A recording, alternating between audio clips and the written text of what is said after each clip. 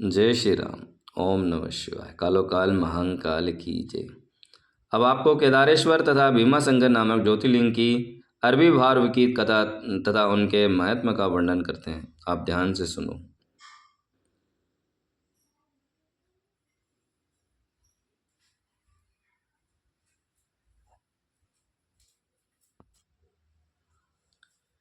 सूत जी कहते ब्राह्मणों, भगवान विष्णु के जो नर नारायण नामक के दो अवतार हुए हैं और भारतवर्ष में बद्री का श्रीमती तीर्थ में तपस्या करते हैं, उन दोनों ने पार्थिव शिवलिंगी बनाकर उसमें स्थित हो पूजा ग्रहण करने के लिए भगवान शंभु ने से प्रार्थना की। शिवजी के भक्तों के अधीन होने के कारण प्रतिदिन उनके बनाए हुए पार्थिव लिंग में पूजित होने के लिए आया करते थे। जब उन दोनों के पार्थिव पूजन करते हुए बहुत दिन बीत गए, तब एक समय परमेश्वर शिव ने प्रसन्न होकर कहा, मैं तुम्हारी आराधना से बहुत संतुष्ट हूँ, अब तुम दोनों मुझसे वर मांगो। उस समय उनके ऐसा कहने पर नर और नारायण ने लोगों के हित की कामना से कहा, देवेश्वर, यदि आप प्रसन्न हैं और मुझे वर देना चाहते हैं तो आप अपने स्वरूप से पूजा ग्रहण करने के लिए यहीं स्थित हो जाइए। उन दोनों बंधुओं ने इस प्रकार अनुरोध करने पर कल्याणकारी महेश्वर हिमालय की उस केदार तीर्थ में स्वयं ज्योतिर्लिंग रूप में स्थित हो गए और उन दोनों से पूजित होकर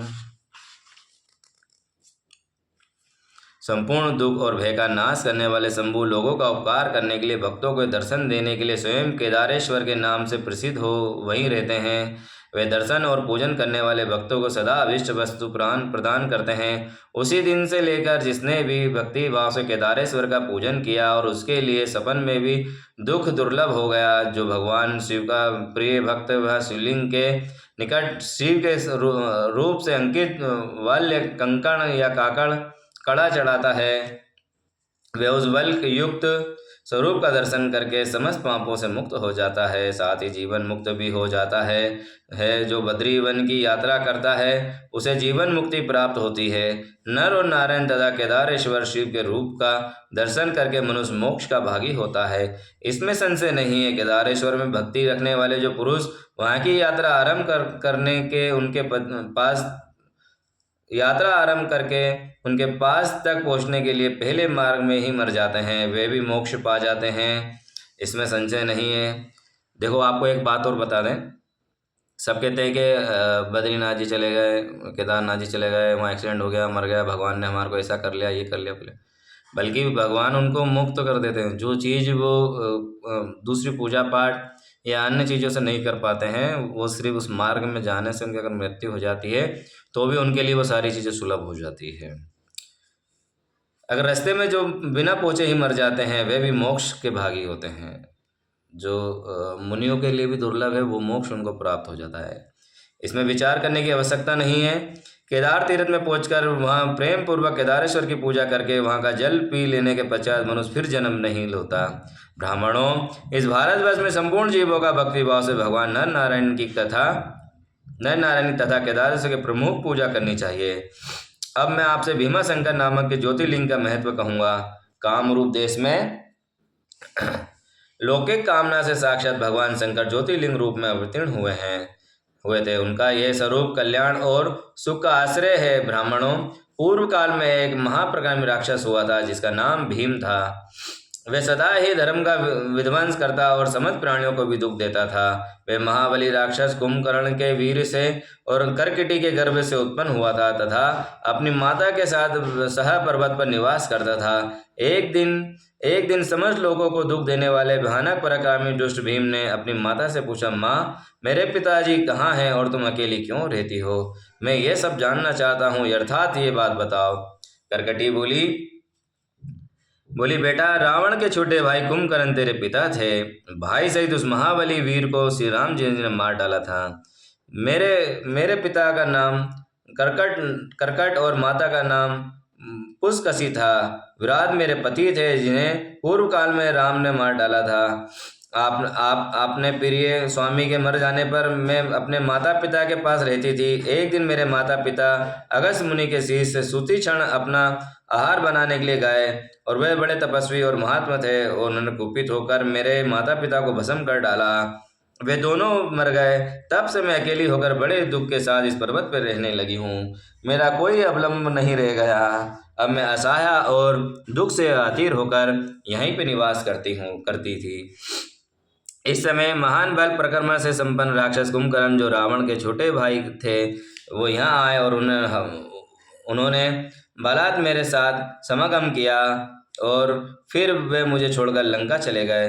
तब बचा तुम्हारा जन्म हुआ। तुम भी पिता के समान ही महान बलवान हो, पराक्रमी हो। अब मैं तुम्हारा ही सहारा लेकर यहाँ काल क्षेप में करती हूँ। सूत जी कहते हैं, ब्राह्मणों कर्कटी की यह बात सुनकर भयानक पराक्रमी भीम कुपित हो गया और विचार करने लगा कि मैं विष्णु के साथ कैसा बर्ताव करूं। इन्होंने मेरे पिता को मार डाला, मेरे नाना नानी को भी उनके भक्तों के हाथ से मारे गए, विराट को भी उन्होंने ही मार डाला और इस प्रकार मुझे बहुत दुख दिया। यदि मैं अपने पिता का पुत्र हूँ तो श्री राम जी को अवश्य पीड़ा दूंगा। ऐसा निश्चय करके भीम महान तप करने के लिए चला गया। उसने ब्रह्मा जी की प्रसन्नता के लिए 1000 वर्षों तक महान तप किया। तपस्या के साथ साथ वह मन ही मन इष्ट देव का ध्यान करता था। तब लोक पिता माँ ब्रह्मा से वर देने के लिए गए और इस प्रकार बोले। ब्रह्मा जी ने कहा, भीम, मैं तुम पर प्रसन्न हूँ, जो तुम्हारी इच्छा हो उस अनुसार वर मांगो। भीम बोला, देवेश्वर कमलासन, यदि आप प्रसन्न हैं और मुझे वर देना चाहते हैं तो आज मुझे ऐसा बल दीजिए जिसकी तुलना ना हो। सूत जी कहते हैं, ऐसा कहकर उस राक्षस ने ब्रह्मा जी को नमस्कार किया और ब्रह्मा जी भी उसे अविष्ट वर देकर अपने धाम को चले गए। ब्रह्मा जी से अत्यंत बल पाकर राक्षस अपने घर आया और माता को प्रणाम करके सीखता पूर्वक बड़े गर्व से बोला, माँ, आप मेरा बल देखो। मैं इंद्र आदि सभी देवताओं को उनकी सहायता करने वाले श्री हरि की महान संहार कर डालूंगा। ऐसा कहकर भयानक पराक्रमी भीम ने पहले इंद्र आदि देवताओं को जीता और उन सबको अपने अपने स्थान से निकालकर बाहर कर दिया। तदनंतर देवताओं की प्रार्थना से उनका पक्ष लेने वाले श्री हरि को भी उसने युद्ध में हराया। फिर प्रसन्नता पूर्वक पृथ्वी को जीतना प्रारंभ किया। सबसे पहले वे कामरूप देश के राजा सुदक्षिण को जीतने के लिए गया। वहां राजा के साथ उनका भयंकर युद्ध हुआ।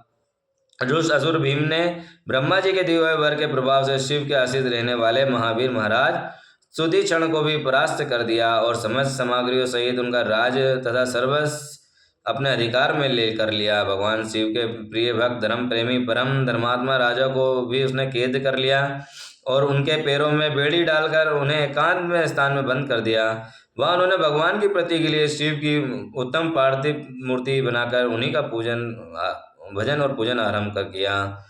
उन्होंने बारंबार गंगा जी की स्तुति की और मानसिक स्नान आदि करके पार्थिव पूजन की। विधि से शंकर जी की पूजा संपन्न की। विधि पूर्वक भगवान शिव का ध्यान करके वे प्रणव युक्त 50 मंत्र का ओम नमः शिवाय, ओम नमः शिवाय, ओम नमः शिवाय का जप करने लगे। अब उन्हें दूसरा कोई काम करने के अवकाश ही नहीं मिलता था। उन दिनों उनकी साध्वी पत्नी राजवल्लभा दक्षिणा प्रेम पूर्वक पार्थिव पूजन किया करती थी। वे दंपति अन्य भाव से भक्तों का कल्याण करने वाले भगवान शंकर जी का भजन करते थे और प्रतिदिन उन्हीं की आराधना में तत्पर रहते थे। इधर वे राक्षस वर के अभिमान से मोहित हो यज्ञ कर्म आदि सब धर्म को लोप करने लगा। सबसे पहले कहने लगा कि तुम लोग सब कुछ मुझे ही दो। महर्षि दुरात्मा राक्षस बहुत ही सेना के साथ ले उसने सारी पृथ्वी को अपने वश में कर लिया और वेदों के शास्त्र स्मृतियां और पुराणों में बताए हुए धर्म का लोप करके शक्तिशाली होने के कारण स्वयं ही उपभोग करने लगा। सब देवता तथा ऋषि अत्यंत पीड़ित हो महाकोशी तट पर गए और शिव की आराधना तथा स्तवन करने लगे। इसी प्रकार स्तुति करने पर भगवान शिव अत्यंत ही प्रसन्न हो देवता से बोले, देवगण तथा महर्षियों में प्रसन्न हूँ, वर मांगो, तुम्हारा कौन सा ऐसा कार्य सिद्ध करूं। देवता बोले, देवेश्वर, आप अंतर्यामी हैं, आप सबके मन की सारी बातें जानते हैं, आपसे कुछ भी अज्ञात नहीं है। प्रभो महेश्वर, कुंभकर्ण से उत्पन्न क्रिकेटी का बलवान पुत्र राक्षस भीम ब्रह्मा जी के दिए वर से शक्तिशाली हो गया है, निरंतर वह पीड़ा दे रहा है। आप इस दुखदायी राक्षस का नाश कर दीजिए, हम पर कृपा कीजिए, विलंब ना कीजिए। शंभु ने कहा, देवता हो, काम रूप देश के राजा सुदीक्षण मेरे शेष भक्त हैं, उनसे मेरा एक संदेश कह दो, फिर तुम्हारा कार्य शीघ्र ही पूर्ण हो जाएगा। उनसे कहना, कामरूप देश के अधिपति महाराज सुधीक्षण प्रभु, तुम मेरे विशेष भक्त हो, अंत प्रेम पूर्वक मेरा भजन करो। दुष्ट राक्षस भीम ब्रह्मा जी का वर पाकर प्रलभ हो गया है, इसलिए उसने तुम्हारा तिरस्कार कर दिया है, परंतु अब मैं उस दुष्ट को मार डालूंगा, इसमें संदेह नहीं है। सूत जी कहते हैं, ब्राह्मणों, तब उन सब देवताओं ने प्रसन्नता पूर्वक वहां जाकर उन महाराज से शंभु की कही हुई सारी बात कही सुनाई। उनसे वे संदेश कहकर देवता और महर्षियों को बड़ा आनंद प्राप्त हुआ। वे सब की सब श्री ही अपने अपने आश्रम को चले गए। इधर भगवान शिव भी अपने गणों के साथ लेकर लोकहित की कामना से अपने भक्त की रक्षा करने के लिए सादर उसके निकट गए और गुप्त रूप से वहीं ठहर गए। उसी समय काम रूप नरेश ने पार्थिव शिव के सामने गाढ़ ध्यान लगाया आरंभ किया। इतने में ही किसी राक्षस ने जाकर कह दिया कि राजा, तुम्हारे नाश के लिए कोई पुरुष चरण कर रहे हैं। यह समाचार सुनते ही वे राक्षस कुपित हो उठा और उनको मार डालने की इच्छा से नंगी तलवार हाथ में लिए राजा के पास गया, और वह पार्थिव लिंग आदि जो सामग्री थी उसे देखकर तथा उसके प्रयोजन से स्वरूप को समझकर राक्षस ने यही माना कि यह राजा मेरे लिए कुछ कर रहा है। अन सब सामग्रियों सहित इस नरेश को मैं बलपूर्वक अभी नष्ट कर देता हूँ। ऐसा विचार कर उस महाक्रोधी राक्षस ने राजा को बहुत डांटा और पूछा, क्या कर रहे हो? राजा ने भगवान शंकर पर राक्षस का फार सौंपकर कहा, मैं चराचर जगत के स्वामी शंकर का, शिव का पूजन करता हूँ। तभी राक्षस ने भीम ने भगवान शंकर के प्रति बहुत तिरस्कार युक्त दुर्वचन कहकर राजा को धमकाया और भगवान शंकर के पार्थिव लिंग पर तलवार चलाई। वह तलवार उस पार्थिव लिंग का स्पर्श भी नहीं कर पाई कि उससे साक्षात भगवान हर प्रकट हो गए और बोले, देखो मैं भीमेश्वर हूँ और अपने भक्ति रक्षा के लिए प्रकट हुआ हूँ। मेरा पहले ही यह व्रत है कि मैं सदा ही अपने भक्तों की रक्षा करूँगा। इसीलिए भक्तों को सुख देने वाले मेरे बल को और दृष्टिपात करो। ऐसा कहकर भगवान शिव ने पिनाक से उसकी तलवार के 2 टुकड़े कर दिए। उस राक्षस ने फिर अपना त्रिशूल चलाया। बंधु शंभु ने भी उस दुष्ट के त्रिशूल के भी सैकड़ों टुकड़े कर डाले। तदंतर शंकर जी के उसके साथ घोर युद्ध हुआ, जिससे सारा जगत क्षुब्ध हो उठा। तब नारद जी ने आकर भगवान शंकर से प्रार्थना की। नारद बोले, लोगों को भ्रम में डालने वाले महेश्वर, मेरे नाथ आप क्षमा करें। तिनके को काटने के लिए कुल्हाड़ चलाने की क्या आवश्यकता है? श्री गिर का संहार कर दीजिए। नारद जी के इस प्रकार प्रार्थना करने पर भगवान शंभु ने ओंकार मात्र से उस समस्त राक्षसों को भस्म कर डाला। मुने सब देवताओं के देखते देखते शिवजी ने उन सारे राक्षसों को दग्ध कर दिया। अंतर भगवान शंकर की कृपा से इंद्र आदि समस्त देवता और मुनीश्वरों को शांति मिली तथा संपूर्ण जगत को स्वस्थ हुआ। उस समय देवता और विशेषता मुनियों के भगवान शंकर से प्रार्थना की कि प्रभु, आप यहाँ लोगों को सुख देने के लिए सदा यहीं पर निवास करें।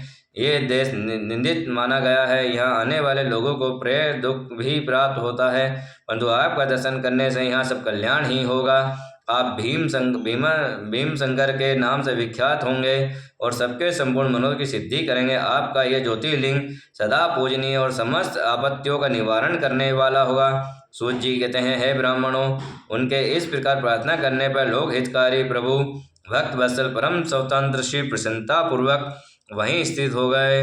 बोलो उमापति महादेव की ही जय, कालों के काल महाकाल की जय। बोलो भीमा शंकर महाराज की जय। जय श्री राम।